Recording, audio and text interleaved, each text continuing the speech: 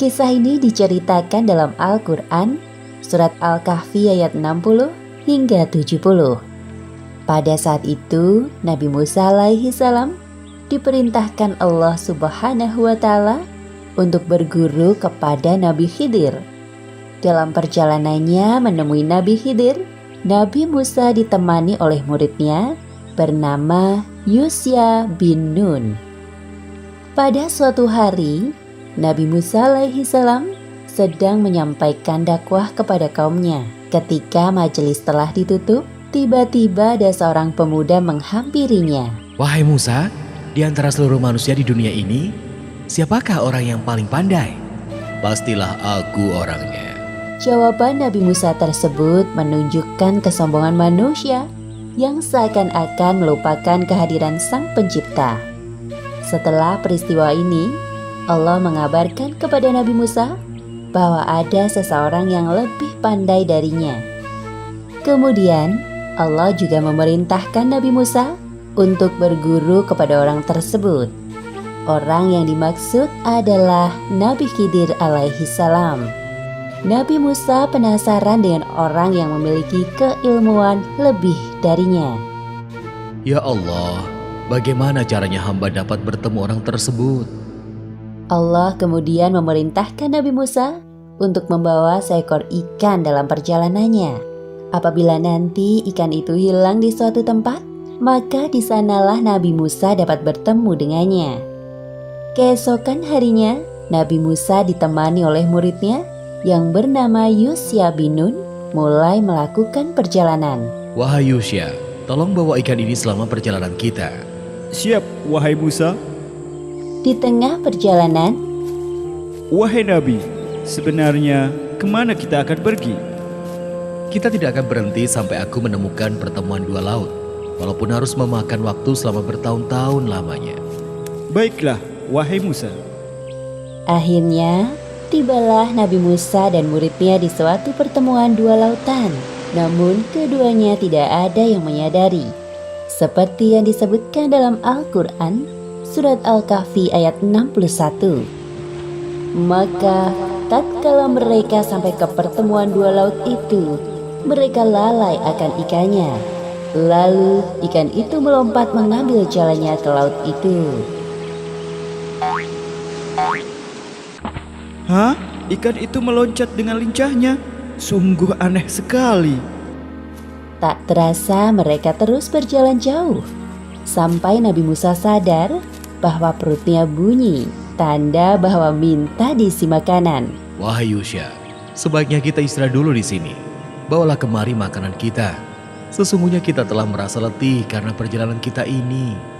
Ini makanannya, wahai Musa. Silahkan. Nabi Musa dan Yusya menikmati bekal yang mereka bawa. Setelah selesai dan akan meneruskan perjalanan, Yusya baru teringat akan ikan yang mereka bawa. Wahai Nabi, maaf sebelumnya.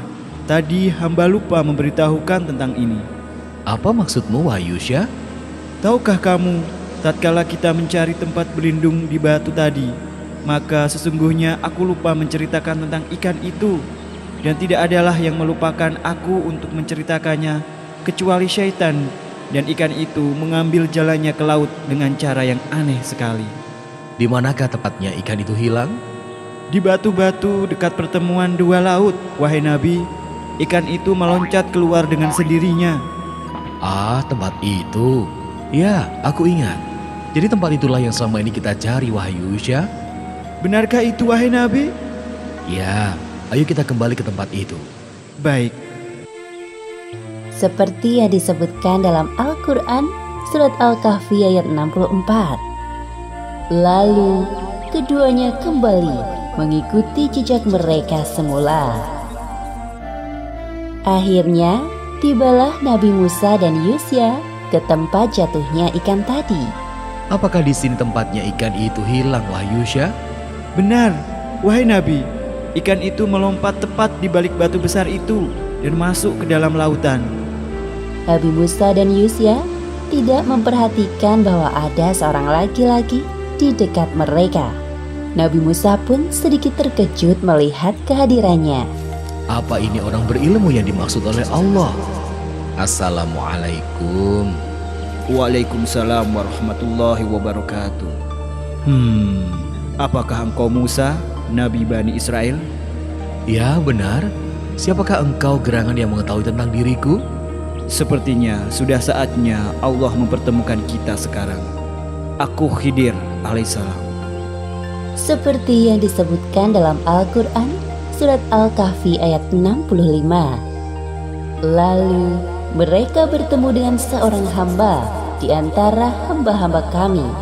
Kami berikan kepadanya rahmat dari sisi kami, dan yang telah kami ajarkan kepadanya ilmu dari sisi kami.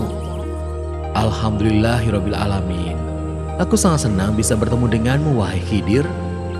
Kemudian Nabi Musa menyampaikan maksud dan tujuannya kepada Nabi Khidir. Bolehkah aku mengikutimu supaya kamu mengajarkan kepadaku ilmu yang benar di antara ilmu-ilmu yang telah diajarkan kepadamu? Nabi Khidir terdiam sejenak sebelum menjawab pertanyaan Nabi Musa. Kemudian baru menjawab dengan jawaban yang bijaksana. Sesungguhnya kamu sekali-kali tidak akan sanggup sabar bersamaku. Dan bagaimana kamu dapat sabar atas sesuatu yang kamu belum mempunyai pengetahuan yang cukup tentang hal itu? Mendengar jawaban dari Nabi Khidir, Nabi Musa semakin tertantang untuk berguru kepadanya. Insya Allah, kamu akan mendapati aku sebagai seorang yang sabar. Dan aku tidak akan menentangmu dalam sesuatu urusan pun. Baiklah. Namun ada satu syarat yang harus engkau patuhi selama perjalanan nanti. Apa syaratnya?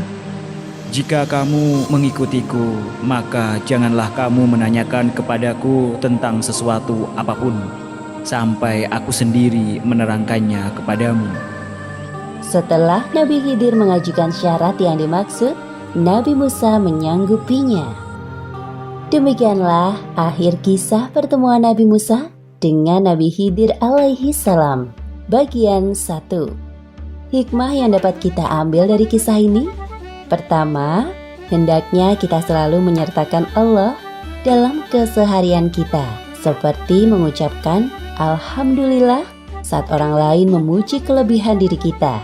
Hal itu semata-mata untuk mengingatkan kita bahwa semua kelebihan yang kita miliki berasal dari Allah Subhanahu wa Ta'ala. Kedua, diperlukan niat dan tekad yang sungguh-sungguh dalam menuntut ilmu agar kelak ilmu tersebut dapat diamalkan kepada orang lain. Karena salah satu amalan yang tidak akan terputus pahalanya setelah meninggal dunia adalah ilmu yang bermanfaat. Wallahu a'lam bishawab.